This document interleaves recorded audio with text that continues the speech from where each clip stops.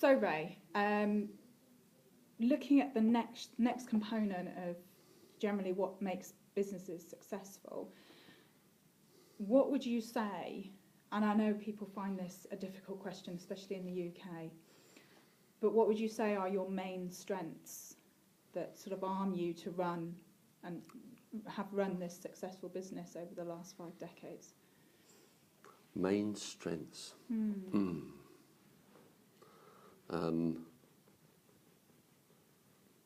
As a business or as an individual? Both. Are they both the same question? They probably are, actually. They probably are. I think the main strength of the business, which has sustained the business, isn't having a goal and a strategy that you can work towards, but being sufficiently agile and flexible that you can change the path to get there. Yeah. You still have the same. It's a bit like I do a lot of walking in the Lake District. Yeah. So you set out an objective to climb a particular fell on one particular day, and you work out your route. But as you go along that route, you've got to focus. Sometimes you've got to watch where you're putting your feet, so it's very short term, and that's the most important thing because you don't want to slip and fall.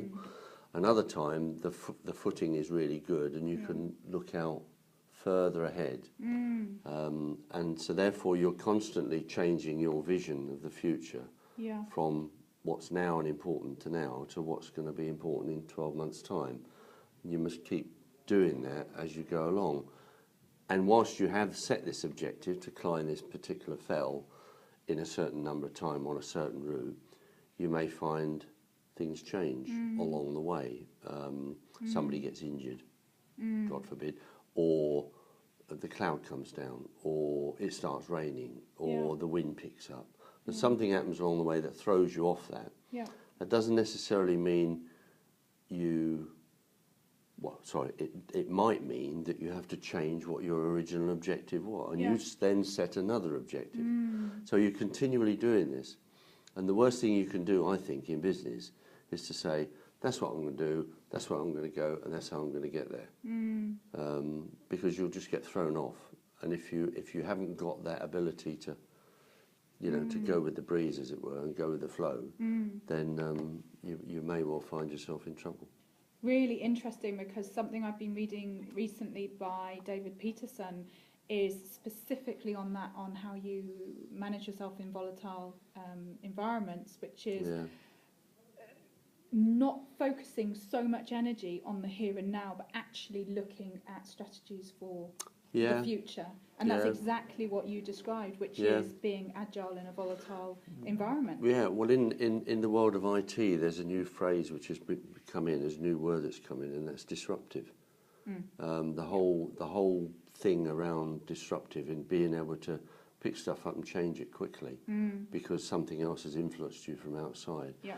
People are there. The theory of chaos, Tom Peterson, all that stuff, is very much about building a sustainable model that can bend and go with the flow and can take advantage of the way things are going. Because if it's too rigid, it will break. Absolutely. And now I forgot what I was going to say.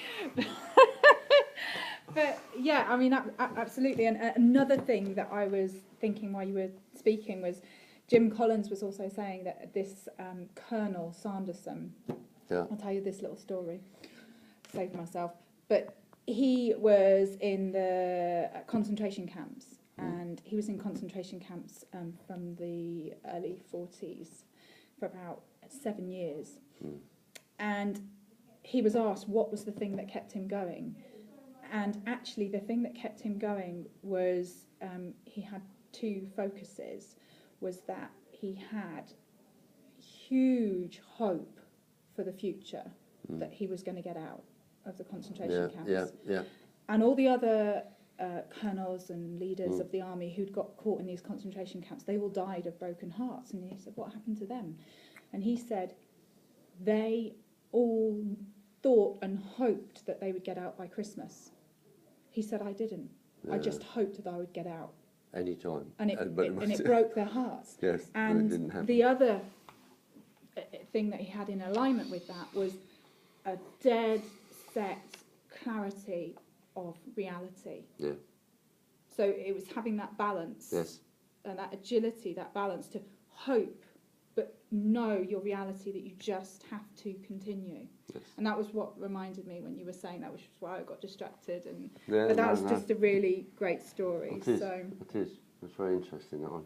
And I think that's absolutely true in business as well, is that you've got to be prepared to change. And one of the ways of doing it is not setting those deadlines and not setting those goals. You can't always do that in business, and you do have to have those deadlines. But equally, you have to say, what happens if things don't quite go right? And my attitude, for example, and it's a very similar one, is around the subject of time pressure. I think, and a lot of people do suffer with the pressure of time because for all sorts of reasons, but it creates stress, which is bad. Pressure, I think, is good. Yeah. But to me, the pressure of time forces people into making a decision. May not necessarily be the right decision, which means they have to then think about the consequences of that decision. In other words, they have to think about risk and the potential of having to manage risk. In other words, going back to your story, I want to be out by Christmas. And if I've set my heart on that, but what you've got to be able to say is, but if I'm not out by Christmas, then I'll think about being out by the next Christmas, or I'll think about doing something else. In other words, you have to reach those conclusions very, very quickly. And once you've reached them, you manage the consequences. Don't manage the decision. You manage the consequences of whether it was the right one or the wrong one or whatever as you go forward. And I think goes back to what we were just discussing, is people really knowing their why, their mission, what's their vision. Yeah. Because for me as a coach, I do this all the time with people I'm coaching, is in those moments of uncertainty, just check back to authentically who you are, what you stand for, what you don't stand for. And that's when you can probably manage risk a lot better, is when you know yourself and you know what the company purpose is. So those are your strengths. Is there a weakness you'd be willing to admit to? No. I have no weaknesses. Or something that you're working on, performance-wise, that's I think if I have a weakness, it's being probably more half full than I should be. Too optimistic. Yeah. It's my starting point. My starting point is always success. In any way, shape or form, and I will drive some success out of every situation, good or bad.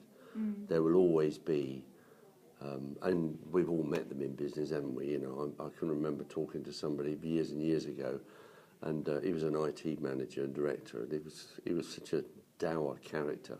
And I remember somebody saying to me, "Oh, don't worry about him. To him, every silver lining has a cloud." Whereas I tend to believe the complete opposite, that every cloud has no matter what goes on, I will make some good of it. And sometimes that sort of keeps me hanging on to things a bit longer than I should do, maybe, before I decide that, okay. Knowing when to quit, maybe that's the other one. I don't know when to quit. Well, I do know when to quit, but I have to think about it really hard, otherwise I get myself. But like they say with failures, if you can always learn from a failure, then it's not a failure, it's a success. But it's always good to be aware of one's limitations.